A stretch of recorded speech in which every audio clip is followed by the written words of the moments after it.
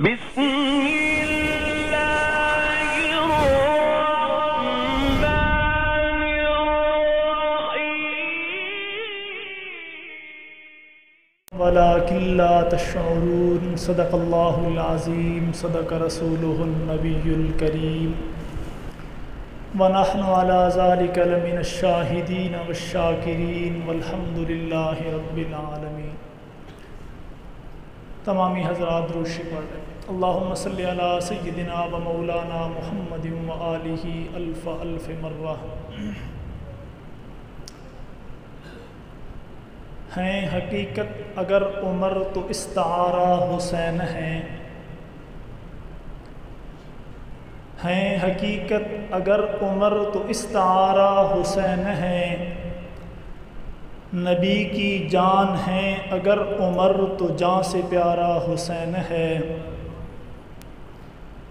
ہیں حقیقت اگر عمر تو استعارے حسین ہیں، نبی کی جان اگر ہیں عمر تو جان سے پیارے حسین ہیں۔ جو نہیں کہتا ہمارے ہیں عمر، جو نہیں کہتا ہمارے ہیں عمر، پھر اسے کیا حق کہ وہ کہے ہمارے حسین ہیں۔ میرے انتہائی واجب الاحترام قابل صد احترام دوستو بھائیوں، آج کا ہمارا یہ پروگرام صحابہ اور اہل بیت دونوں حضرات کی شان میں منعقد ہے۔ ہم اہل سنت والجماعت دو آنکھیں رکھتے ہیں، جسمانی طور پر جیسے، ویسے ہی ایمان کی بھی دو آنکھیں رکھتے ہیں۔ ہماری ایک آنکھ کا نور صحابہ کرام ہیں اور دوسری آنکھ کا نور اہل بیت اعظام ہے۔ نہ ہی صحابہ کرام کے بغیر ہمارا ایمان مکمل ہو سکتا ہے اور نہ ہی اہل بیت کے بغیر ہمارا ایمان مکمل ہو سکتا ہے۔ یہی وجہ ہے آپ جب کسی دیوار، کسی گاڑی، کسی موٹر سائیکل پر جملہ لکھا دیکھتے ہیں تو لکھا دیکھتے ہیں میں نوکر صحابہ و اہل بیت، کہ میں صحابہ کا بھی نوکر ہوں، میں اہل بیت کا بھی نوکر ہوں۔ اس کے بغیر ہمارا ایمان مکمل نہیں ہے۔ محرم کا مہینہ آتا ہے، ہم کیوں کہتے ہیں کہ صحابہ اہل بیت دونوں کے نوکر ہیں؟ اس لیے کہ رب نے دونوں کو اکٹھا رکھا ہے۔ جن کو رب نے اکٹھا رکھا ہے انہیں کوئی جدا کر سکتا نہیں ہے۔ محرم کا مہینہ آتا ہے جہاں 10 محرم کو امام حسین اور آپ کے ساتھیوں کی شہادت کا دن ہے، وہیں پر یکم محرم کو سیدنا فاروق اعظم رضی اللہ تعالیٰ عنہ کی شہادت کا بھی دن ہے۔ ہم سیدنا حسین کے تذکرے بھی عوام تک پہنچائیں گے، سیدنا عمر کے تذکرے بھی عوام تک پہنچائیں گے۔ بلکہ میں اس جملے کو ذرا تبدیل کرنا چاہتا ہوں، میں کہتا ہوں محرم کا مہینہ اہل سنت کے ساتھ بھی بڑا تعلق ہے۔ محرم کے مہینے کا اہل سنت کے امام سیدنا علی کے ساتھ بھی بڑا تعلق ہے۔ کیوں؟ یکم محرم کو داماد علی کی شہادت ہے، 10 محرم کو اولاد علی کی شہادت ہے۔ ہم داماد علی کی بھی نوکر ہیں، ہم اولاد علی کی بھی نوکر ہیں۔ بہرحال محرم کا مہینہ آتا ہے، محرم کے مہینے میں آپ بچے سے سوال کریں کہ یہ کون سا مہینہ ہے، وہ بچہ آپ کو بتائے گا یہ شہادت امام حسین کا مہینہ ہے۔ آپ اس سے سوال کریں کہ محرم کے مہینے میں صرف امام حسین کی شہادت ہوئی ہے، وہ کہے گا ہاں مجھے تو یہی پتہ ہے۔ لیکن اگر آپ علماء اہل سنت کے قدموں میں آئیں، پوچھیں کہ محرم کے شہداء کی تاریخ بتلائیے، محرم کے واقعات بتلائیے، کون کون شخصیت محرم میں مظلوم ہے، تو وہ سب سے پہلے بات یہاں سے شروع کرے گا کہ انبیاء سے اگر بات شروع کروں تو بڑی لمبی بات ہو جائے گی۔ نوح علیہ السلام کی کشتی کا ذکر، موسیٰ علیہ السلام کا ذکر، میں ان سارے انبیاء کے تذکرے کو چھوڑ کے امت محمدیہ میں آتا ہوں۔ میں دیکھتا ہوں محرم کا مہینہ ہے، شیب ابی طالب کی گھاٹی ہے، میرا پیغمبر اپنے خاندان اور ساتھیوں کے ساتھ قید میں ہے۔ ایک وقت ایسا بھی آتا ہے جب درخت کے پتے کھا کھا کے پتے ختم ہو گئے ہیں، پیغمبر علیہ السلام اور آپ کی صاحبزادیاں بھوک سے تڑپ رہی ہیں، ہوا چلتی ہے، باہر سے پتے اڑ کے آتے ہیں، پیغمبر ان پتوں کو اکٹھا کرتے ہیں، جھولی میں ڈال کے اپنی 4 بیٹیوں کو بلا کے کہتے ہیں، اے 2 جہاں کے سردار کی بیٹیوں، اے محمد مصطفیٰ کی صاحبزادیوں، آج تمہارے والد کے پاس ان پتوں کے علاوہ کھانے کے لیے کوئی چیز نہیں ہے۔ یہ بھی محرم کا مہینہ ہے، یہ بھی خاندان نبوت ہے، یہ بھی پیغمبر مصطفیٰ کی صاحبزادیاں ہیں۔ کیوں نہیں اس مظلومیت کو بیان کیا جاتا؟ کیوں نہیں اس مظلومیت کا تذکرہ کیا جاتا کہ شیب ابی طالب کی قید محرم کے مہینے میں تھی؟ پھر اس سے آگے چلیے، سیدنا فاروق اعظم رضی اللہ تعالیٰ عنہ محرم کی 1 تاریخ کو مصلی رسول پر مدینہ الرسول میں آقا کے پڑوس میں داماد علی، مرید پیغمبر، مراد پیغمبر، خلیفہ سوم، مکین گنبد خضرا فاروق اعظم رضی اللہ تعالیٰ عنہ کو مصلی رسول پر ذبح کر دیا جاتا ہے، 13 صحابہ کرام کو زخمی کر دیا جاتا ہے۔ کیا یہ مظلومیت نہیں تھی؟ مسلمانوں کا دوسرا خلیفہ خون میں لت پت ہے، خون میں تڑپ رہا ہے، زخم اتنے گہرے ہیں کہ کوئی چیز کھاتے ہیں معدے کے راستے باہر نکل آتی ہے۔ کیوں ان کی مظلومیت کو بھلا دیا گیا ہے؟ پھر اس سے آگے چلتے ہیں، سیدنا عثمان رضی اللہ تعالیٰ عنہ 18 ذی الحج کو شہید ہوئے ہیں، مسلمان خانہ جنگی کا شکار ہوئے، کچھ تھوڑی بہت صلح کی صورتحال بنی، سیدنا علی کی بیعت شروع ہوئی تو محرم الحرام کا مہینہ تھا۔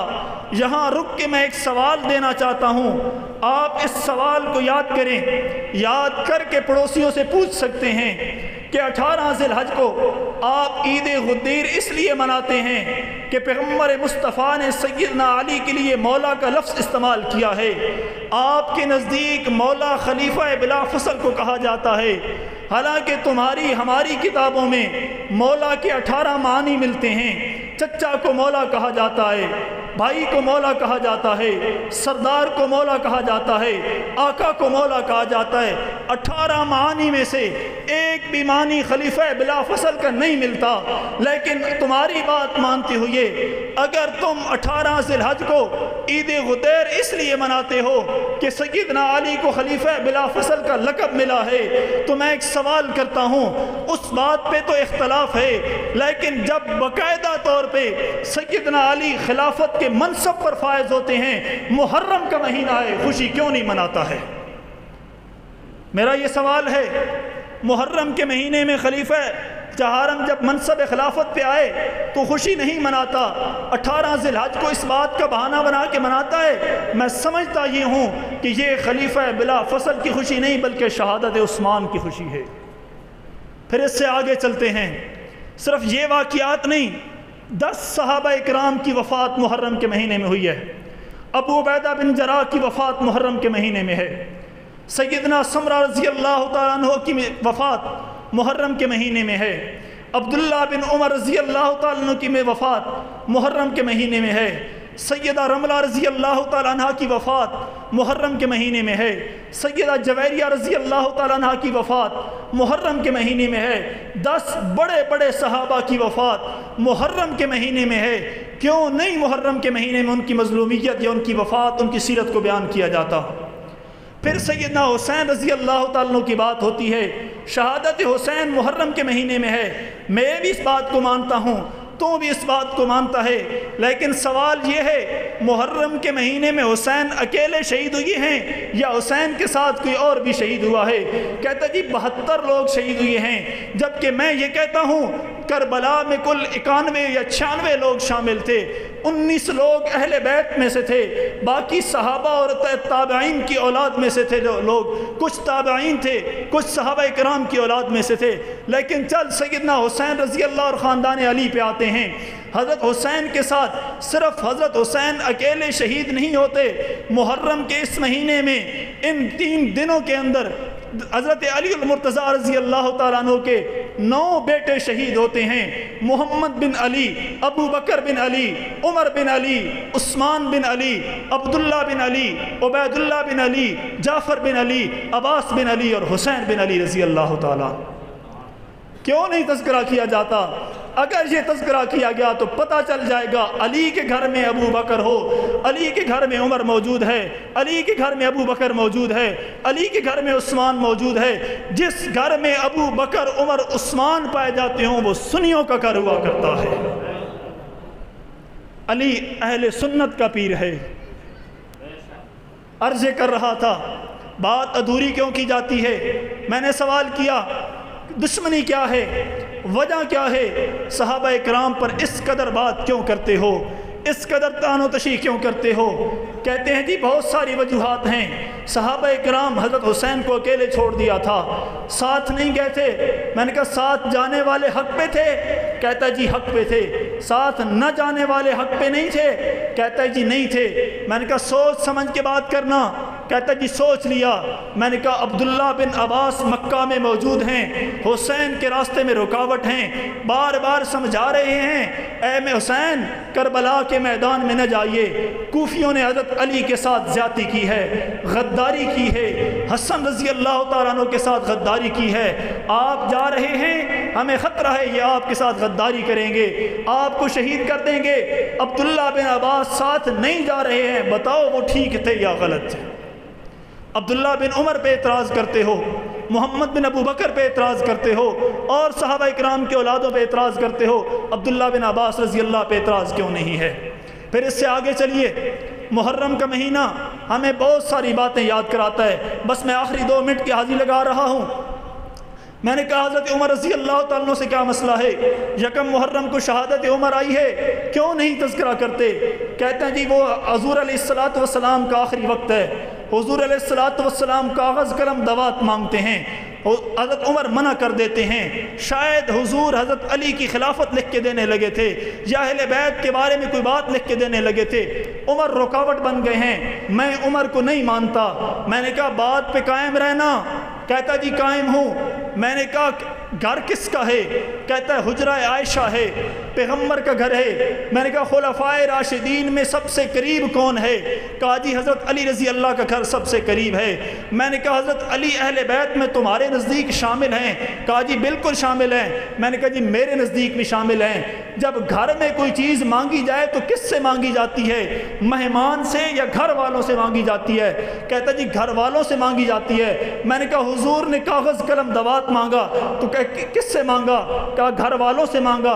میں نے کہا پھر دینا حضرت علی نے تھا، حضرت عمر نے تو منع کیا، حضرت علی رک گئے۔ میرا سوال یہ ہے، میں سیدنا علی کا مخالف نہیں ہوں، وہ میرے امام ہیں، میرے مرشد ہیں، ان کے پاؤں کے نالین میرے سر کا تاج ہیں، ان کے پاؤں کی مٹی میری آنکھ کا سرما ہے، لیکن سوال صرف یہ ہے حضور نے کہا قلم دوات دو، حضرت عمر نے منع کر دیا، حضرت علی نے حضور کی بات نہ مان کے عمر کی بات مانی ہے، بتا حضرت علی کہاں کھڑے ہیں؟ حضرت علی سمجھ گئے تھے کہ عمر جو بات کر رہے ہیں وہ صحیح کر رہے ہیں۔